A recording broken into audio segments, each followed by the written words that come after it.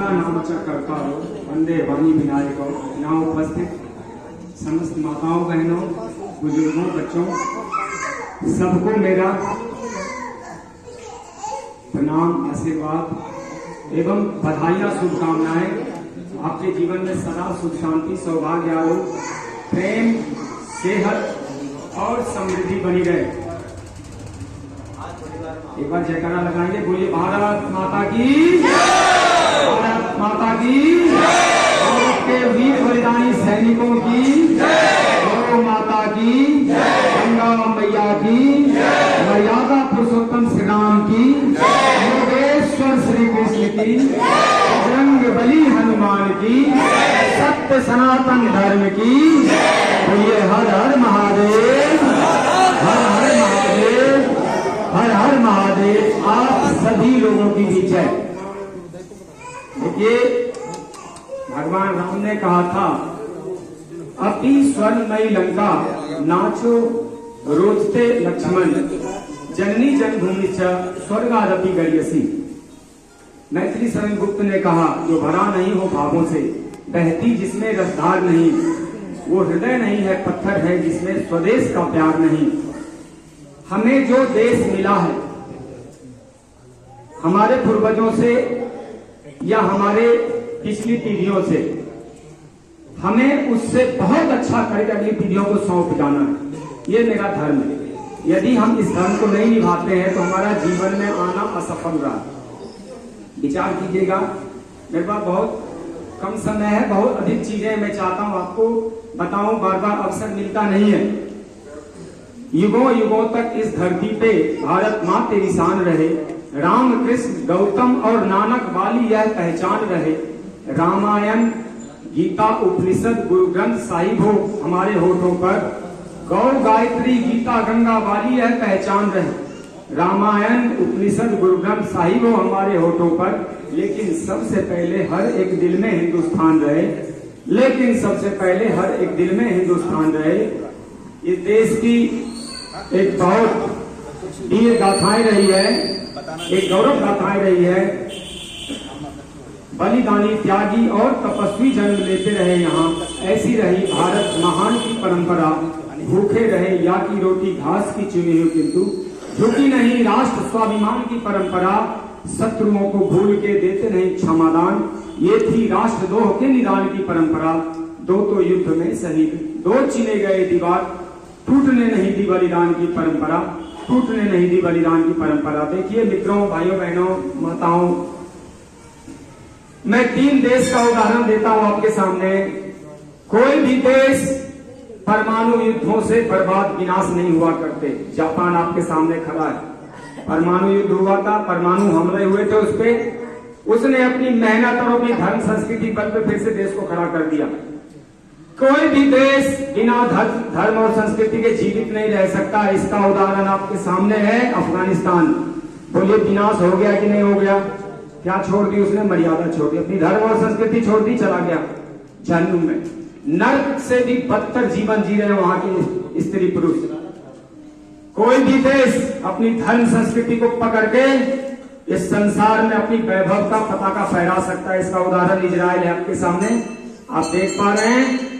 आप भारत वर्ष तो 1000 वर्ष से युद्ध लड़ा है, इजराइल ने लगभग 2100 वर्ष युद्ध लड़ा है। आज भी उसके बच्चे लड़ रहे हैं। 20 जिहादी अधार्मिक पापी देश उसके आसपास हैं, रोज बम फोड़ते हैं, लेकिन वो पीछे नहीं हटता। मात्र 80 लाख का देश। आप जब विचार कीजिएगा, धर्म संस्कृति को छोड़ने से हमारी क्या दुर्गति होती है। मुख्य बातें हैं 2-4 जिस पर मैं फोकस करना चाहूंगा। समय को देखते हुए मैंने थोड़ा नोटिस किया है। पहला है, एक महिला की कहानी मेरे साथ में फौज में था। मैं डोडा जिला किश्तवाड़ के आसपास में जा रहा था किसी ऑपरेशन में। एक बुजुर्ग महिला थी, एक बेटा था, विधवा महिला थी। उसके पास एक छोटी सी झोपड़ी थी। हमारे साथ समस्या की थी, हमें एक छोटा सा नाले जैसे आगे जो ऑब्स्टेकल थे उसको पार करने थे। हमारे पास कोई बांस फट्टे पर नहीं थे, वो आम लकड़ी काट नहीं सकते, मोटे मोटे पेड़, हम फंस गए थे। हम ना आगे जा पा रहे थे, ना पीछे लौट पा रहे थे, क्योंकि काम पूरा करके आना था। हमने उस महिला से रिक्वेस्ट किया। उस महिला ने कहा कि हमारे लिए देश और धर्म सबसे ऊंचा है। हम तो इस झोपड़ी को तोड़ देंगे, उसने अपने झोपड़ी को तोड़ के बांस पत्ते और लकड़ियां निकाल के हमें दे दी और हम अपना काम पूरा करके आए, पानी भी पिलाया उसने। ये होता देशभक्ति। उसने अपने धर्म और देश को ऊपर रखा, अपना निज स्वार्थ नहीं रखा। उसने स्वार्थ से परमार्थ की यात्रा करी। यही है दरअसल देशभक्ति। देशभक्ति कोई जरूरी नहीं कि आप खाकी पहने, खादी पहने, आप फौजी वर्दी पहने, जहां है वहीं कर सकते। जिस काम को करते हैं, यदि उस काम को राष्ट्र हित का ध्यान रखते हुए आपने कर लिया, हो गई देशभक्ति। एक महिला है, समय से यदि वो उठते हैं, अपने बाल बच्चों का केयर कर लेते हैं, तो हो गई आपकी देशभक्ति। जैसे डॉक्टर जैन साहब ने बताया था, यदि हम अपने सेहत का ध्यान रख पाते, सबसे बड़ी देशभक्ति। आप योग कर लेते हैं, समय से भोजन कर लेते, समय से काम निपटाते, समय से सोते उठते, इससे बड़ी देशभक्ति क्या हो सकती है? आपको पता है 10 लाख करोड़ रुपए आपके हर वर्ष दवाओं में विदेश चले जाते हैं। आप जो अस्पताल जाते हैं, there is no free lunch, कुछ भी फ्री नहीं होता, आपके टैक्स के पैसे से आपको दिया जाता है। हम बार बार अस्पताल जाते हैं, इसका मतलब हम देशभक्ति नहीं कर रहे हैं, देश का नुकसान कर रहे हैं। देश का नुकसान इसमें है कि आप स्वस्थ रहें। स्वस्थ रहने के लिए जो आपका धर्म है, कर्म है, वो अपनाएं। ये है शारीरिक देशभक्ति। इसके बाद अपना व्यक्तिगत देशभक्ति, शिक्षित होना। हमने अभी गीत गाया, गौ गायत्री गीता गंगा वाली गौ, हमने क्या हालत कर दिया गौ की। कहीं करोड़ों गौ थे, क्या हालत देख रहे आप। गायत्री छोड़ दी हमने। गायत्री मतलब बच्ची, लड़कियां, कितने लड़कियों का रेप हो रहा है, अपराध हो रहा है, इनके खिलाफ सो रहे हैं। गीता तो पढ़ना ही छोड़ दिया। जो ओरिजिनल धर्म है, भगवान कृष्ण ने धर्म की स्थापना हेतु गीता उनके श्रीमुख से निकला हुआ था। आज कृष्ण हमारे पास नहीं, गीता तो है, वो कृष्ण ही है। हमने क्या माना, ना जानते ना पढ़ते। हमें रोज शिक्षित होना भी हमारी व्यक्तिगत राष्ट्रभक्ति है। हमें रोज शिक्षित होना है। गंगा का क्या हालत कर रखा है, हम लोगों ने देखा ही। जो सिंधु घाटी नदियों की सभ्यता थी, उसकी हालत खराब कर दी हमने। जरा हम अपनी तरफ देखें और हमें ठीक करना है, इसका संकल्प लें। इसी तरह अच्छा भोजन करना, अच्छा आचरण करना, समय पे शादी विवाह करना, ये सब देशभक्ति है। आजकल अभी मैं रिसर्च कर रहा था, 50% युवाओं ने शादी करने से मना कर दिया। बताओ कैसे होगी राष्ट्रभक्ति? वो क्यों? पता है, वो कोई राष्ट्रभक्ति नहीं है। अपने देह हित के लिए, देह के लेवल पे जीना है। मुझे जिम्मेदारी नहीं निभानी, मुझे मनमर्जी करनी है, तो बच्चे नहीं, संतान हम नहीं पालेंगे। ये है देशभक्ति। विचार कीजिएगा। मानसिक देशभक्ति, बौद्धिकता, अपनी बौद्धिकता को ऊंचा कीजिए। आप सजग रहें, समाज में क्या हो रहा है, आसपास क्या हो रहा है, हमें पता नहीं होता। हम रोज लूट रहे हैं, पिट रहे हैं और हमारा नुकसान हो जाता है। तो कृपा करके सजग रहेंगे। इसको कहते हैं बौद्धिक देशभक्ति। तीसरी है आर्थिक देशभक्ति। स्वदेशी की बात हम लोग करते हैं, हमें पता नहीं होता हम कितना बड़ा नुकसान कर जाते हैं। हम कहां के प्रोडक्ट खरीद लेते हैं। आपके धन से आतंकवाद पनपता, आपके धन से आपके खिलाफ ही कार्य हो जाते हैं। यह है आर्थिक देशभक्ति। जब भी हम सामान खरीदते हैं, लेन देन करते हैं, देखिए कल BBC डॉक्यूमेंट्री 2-4 दिन पहले आई है, सब लोगों को पता है ना। अभी बिल बिला के सारे देश के गद्दार सामने आ गए, उनका प्रोडक्ट खरीदना बंद कर दो, हो गई आर्थिक देशभक्ति। पता लग गया ना कौन कौन गद्दार है, जो उसका सपोर्ट कर रहे सब गद्दार है, आज जो विरोध कर रहे सब देशभक्ति। आपको पता लगता ही है, लेकिन हम लोग ध्यान नहीं रख पाते। आर्थिक देशभक्ति यही है, स्वदेशी उत्पाद कर लेना, कम खर्चना, जरूरत से अधिक भोग करेंगे, बीमारी पड़ेंगे, आपका धन भी जाएगा। सब उतना उपयोग करें, उतना खर्चे जितना आपको जरूरत है। ये भी देशभक्ति है। भोग विलास से बचना, कुछ गरीबों की शिक्षा हेतु गौ गंगा के लिए कुछ धन का दान करना, सेवा सहयोग करना, यह आर्थिक देशभक्ति। सामाजिक देशभक्ति, ये है सामाजिक देशभक्ति। एकजुट रहना, सब नीचे बैठना। मंदिर जो होते हैं वो होते हैं शक्ति के केंद्र, योग के केंद्र, समूहता के केंद्र होते हैं। यहाँ आके बैठना, समय देना, ये हमारी सामाजिक देशभक्ति। सहभागिता करना एक दूसरे के सुख दुख में, हमें जानना है, एक दूसरे का हालचाल लेते रहना है, मिलके रहना है। एक दूसरे का दुख अपने दिल से जानिए, पराये दिल का हाल। दूसरी तरफ राजनीतिक देशभक्ति, हमें वोट के समय ध्यान रख के वोट करना है। एक ही रास्ता होता है, जिस पार्टी की नीतियां देख ले, पार्टी हित में वोट दें। लोग कुछ नहीं होते, लोकतंत्र में पार्टी की नीतियां ही काम करती है। लोग कोई भी खड़ा कर देगा, नीति तो पार्टी की होती है। इसलिए हमेशा पार्टी देख के वोट करना है, हमारी राजनीतिक देशभक्ति। वोट जरूर करने हैं, ये है हमारी राजनीतिक देशभक्ति। इसी प्रकार बहुत जल्दी मैं समापन करता हूँ, मुझे पता है आप लोग लेट हो रहे। सांस्कृतिक देशभक्ति, काल बाह्य चीजों को छोड़ना और नई नई चीजों को समय के साथ अपनाना हमारी सांस्कृतिक देशभक्ति है।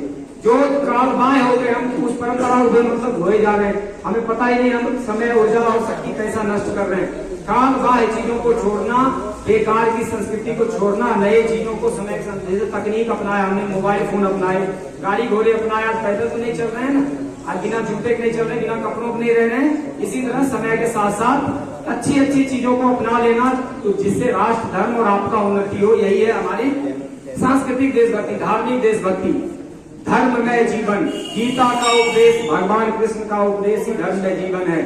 यदि आपने धर्म की स्थापना नहीं करी मिलके, अधर्म की स्थापना स्वतः हो जाती है, फिर आपके ऊपर कोई दुर्योधन कंस राज करेगा, आपका विनाश करेगा। इसलिए हम सबको धर्म की स्थापना हेतु ऐसे काम करने जिससे धर्म, मर्यादा और हमारे बाल बच्चों का भविष्य अच्छा बने, ऐसी धर्म की स्थापना हेतु भगवान कृष्ण ने करोड़ों को मरवाया था, महाभारत युद्ध करवाया था। धर्म की स्थापना हेतु राम अवतार लेते हैं, यदा यदा ही धर्मस्य ग्लानिर्भवति, जब जब होई धर्म की हानि, बाढ़ई असुर अधम अभिमानी, तब तब धरे प्रभु विविध शरीरा, हरई दयाले सज्जन पीरा। धर्म स्थापना हेतु ईश्वर आते और हम सबका भी जन्म धर्म स्थापना हेतु होता है। यदि हमने धर्म स्थापना नहीं करी तो अधर्म की स्थापना स्वतः होगी। आज 90% अधर्म ही राज कर रहा है दुनिया में, इसलिए समस्याएं इतनी ज्यादा है। हम सब को धर्म स्थापना करना है, लंबा नहीं करूंगा। आध्यात्मिक देशभक्ति, देह से भी देह की यात्रा, देह के तल पे ना जिए, चेतना का स्तर होता है शुद्रवत चेतना, वैश्य चेतना, क्षत्रियत्व चेतना, ब्रह्मत्व चेतना। अपनी चेतना को, काम ऊर्जा को राम ऊर्जा में बदल देना ही आध्यात्मिक देशभक्ति। जिसके हृदय में आध्यात्म, योग, दर्शन, वेदांत, ब्रह्मसूत्र, योग वशिष्ठ उतर गया, हो गया आध्यात्मिक देशभक्ति। आप गीता को जीवन में धारण कर लेना ही सबसे बड़ी आध्यात्मिक देशभक्ति है। इसके बाद सेवा, सहयोग, त्याग, बलिदान, सुरक्षा, अपनी सुरक्षा, अपने बाल बच्चों की सुरक्षा, देश धर्म की सुरक्षा, ये हमारी जिम्मेदारी है। हम जहां भी रहें देखें, सजग रहें, कौन आसपास आपके रहता, कोई देश धर्म का, पर्यावरण, प्रकृति का बेमतलब हो, कोई बच्चों का नुकसान तो नहीं कर रहा। आज हमारी बेटियां भी काटी जा रही, बेटियां भी लूटी जा रही, हम सब सुरक्षा भी नहीं कर पा रहे। कहाँ खड़े कर विचार करें अपनी तरफ। इसी प्रकार देखिए, अब ये लास्ट है, धर्म के लिए कहा गया है कि हमारा जो भी कर्म हो वह पंक्ति के अंतिम व्यक्ति के हित का ध्यान रखते हो, ये सबसे बड़ी देशभक्ति है। आगे खड़े रहे हम सब सब्जी और रसगुल्ले खा जाए, पीछे वाले को नाम मिले, के लिए देशभक्ति नहीं है। देशभक्ति ये है कि आप पीछे वाले ध्यान करें, हम सब मिलके ही बढ़ना है आगे। संग छत्तम संबद्धम शंभु मना भी जानता, पर हित सरस धर्म नहीं भाई, पर पीरा सब नहीं अधिमाई, पर हित बस जिनके मन माही, इन कछु जल दुर्लभ नहीं।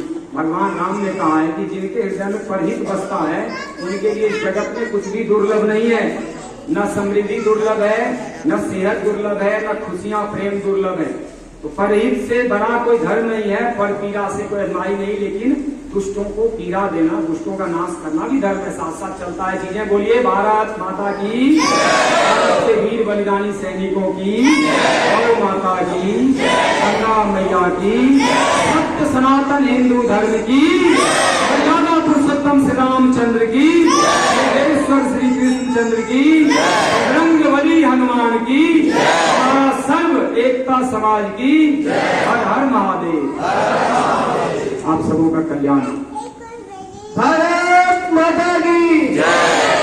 अजीत जी ने कम शब्दों में इतनी बातें कह दी कि नर सेवा ही नारायण सेवा है, दया धर्म का मूल है, पाप मूल अभिमान, तुलसी दया न छोड़िए जब तक घट में प्राण। तो हमारे बीच ऋषि जी 2 मिनट अपने विचार रखेंगे। ऋषि जी।